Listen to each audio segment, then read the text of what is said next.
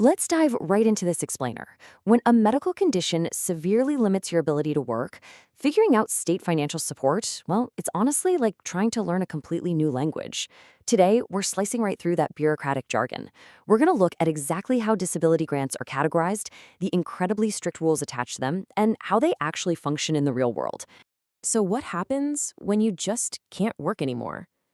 Look, it's a scenario literally nobody wants to plan for, right? But understanding the precise framework of these safety nets isn't just about crisis prep. It's about knowing your rights and empowering yourself to navigate what is a very, very rigid system. The state system essentially splits your options into two distinct paths: the permanent disability grant and the temporary disability grant. Now, those names, they might sound pretty self-explanatory, but the state's bureaucratic definitions of permanent and temporary actually come with some strict and, frankly, surprising conditions. Okay, let's start with the permanent grant. This one is specifically designed for severe physical or mental conditions that are highly restrictive and, crucially, where significant improvement is highly unlikely. We're not talking about a bad bone fracture with a tough rehab here. We're talking about long-term, life-altering medical realities.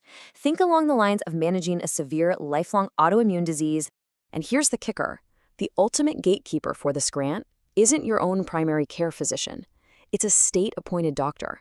They're assessing you against a very specific threshold.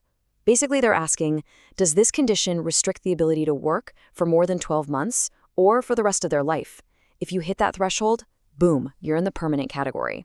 But, don't let that word permanent lull you into a false sense of security. There's a massive inherent irony built right into the system. The granting agency, SASSA, actually retains the right to periodically review your financial and medical status. So permanent really applies way more to the medical expectation on day one than it does to some sort of unconditional lifetime guarantee of cash.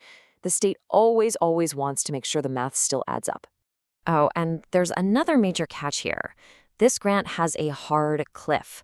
The exact moment you turn 60, the permanent disability grant automatically lapses. It literally does not matter if your medical condition hasn't changed a single bit. At that exact age milestone, the system forces an administrative shift, and you are transitioned straight over to the older person's grant. All right, let's flip to the totally opposite side of the system. What if your situation doesn't meet that 1-year minimum threshold? Say you suffered a severe back injury, but there's a clear medical path to recovery. Well, then you fall under the temporary grant rules. This is for genuine, real incapacitation, but with a definite light at the end of the tunnel. For this grant, that state doctor is looking at a completely different set of criteria. Your incapacitation is very real, you absolutely cannot work, but the critical difference is the medical expectation of improvement. And just like the permanent route, this isn't based on optimism or a really good guess. It requires a formal medical assessment that actually projects your recovery. Now, once you're approved, you are put on an incredibly strict, highly controlled timeline. The state doctor will only authorize this support for a minimum of 6 months and an absolute maximum of 12 months. That's it. There is no open-ended temporary support here. The literal moment you're approved, a countdown officially begins. You absolutely have to understand the hard stop on this one. When that 6 to 12-month window expires, your financial support stops automatically.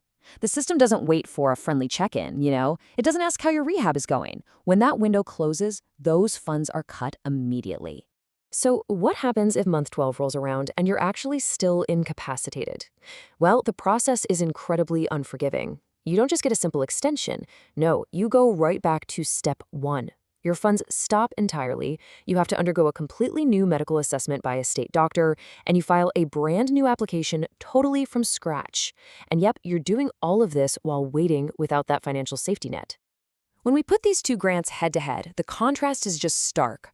On one side, conditions unlikely to improve face these periodic reviews and an age 60 cliff. On the other side, conditions expected to improve are locked into a strict 6 to 12-month window with an automatic, undeniable cutoff. The system treats long-term and short-term incapacitation in profoundly different ways. Understanding these strict boundaries is absolutely crucial. It's the key to protecting yourself from sudden financial shocks during an already stressful medical crisis. But, it also begs a much bigger question.